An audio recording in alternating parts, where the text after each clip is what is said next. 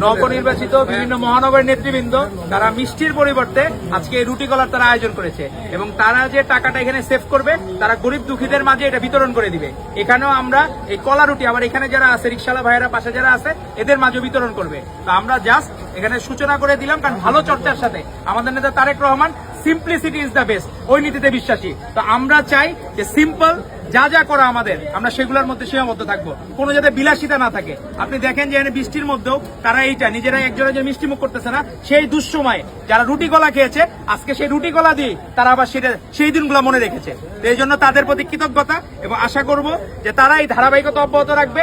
আমাদের মধ্যে অনেকে ওয়েস্টিনে হাঁস খাইতে যাইতো ছাত্র উপদেষ্টারা, কিন্তু আমাদের এখানে রুটি কলা দিয়ে সেলিব্রেশন এক ধরনের তাদের যে বুর্জোয়া শ্রেণী তাদের প্রতি একটা মানে নীরব প্রতিবাদের ভাষা হলো এটা, যে নীরব প্রতিবাদ এই ছাত্র নেতারা জানালো যে ছাত্র উপদেষ্টা হয়ে আমরা ওয়েস্টিনের জোর দিয়ে যাব, হাঁস খাবো, এগুলো কখনোই করবো না।